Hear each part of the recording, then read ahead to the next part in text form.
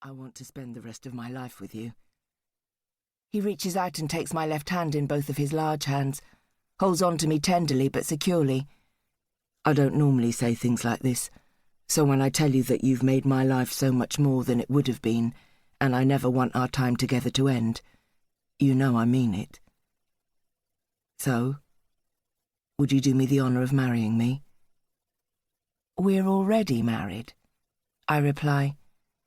My husband's face softens from his serious expression into a huge, warming smile. Again, he says. Will you marry me again? I slide slowly and gently into silence to savour this proposal. I was robbed of this last time around, and this finally proves he wants to be with me forever. Yes, he's already committed to it by marrying me, but he actually wants to do it. Last time it was all rather ambiguous and necessary when we decided to do it. May, 1996. We lay fully clothed, side by side on the bed in his small London flat, staring at the ceiling. I'd just told him that the morning after pill I'd taken after the condom split hadn't worked, and I was pregnant. A missed period, and 3 tests had told me so.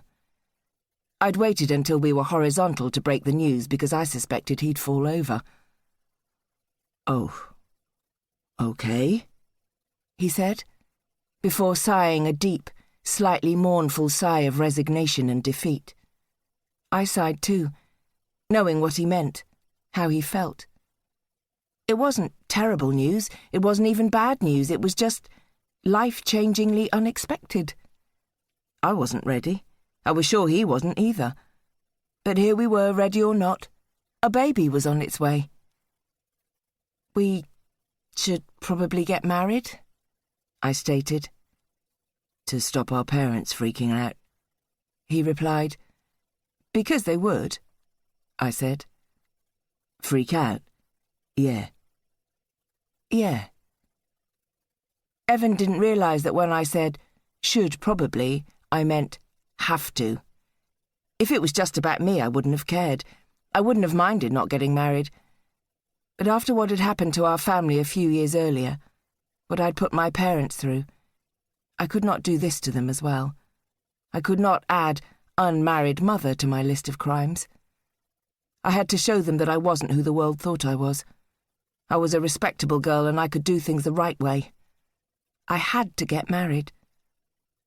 It's not as if we weren't going to get married at some point anyway, Evan said, trying to rally, trying to rescue the situation by sounding positive. We might as well do it now. Yeah, I suppose, I replied. And 6 weeks later, we were married, and that was that. No romance, no story to tell and retell. There wasn't even an engagement ring to show off. Ever since then, I've had a niggling doubt about where we would be if we hadn't been married at the wrong end of a shotgun. Without doubt, if he knew Serena Gorringe at the end of the 80s, if he knew the person who was all over the papers and who had been accused of something terrible, he would not have married me. But he did not know her. He had met and got to know the real me. And I've always wondered if the real me was good enough. If the real me was the person he wanted to marry, instead of had to marry simply to satisfy ultra-traditional parents. Last time, we didn't get the chance to do it properly. Evan says, I want that for us this time. I promised myself on the day we did that we'd do it again properly. Since our first wedding, I've been putting money aside so we could do it. Big church, white dress, huge party, honeymoon, the lot. We can have everything that we couldn't afford or didn't have time to do before, including... He reaches into the inside pocket of his favourite suit jacket and pulls out a small blue velvet box. He opens it up to show me, and there, languishing on a silk bed, is a large, many-faceted, square-cut diamond on a silver band. The air catches in my throat. An engagement ring. This time.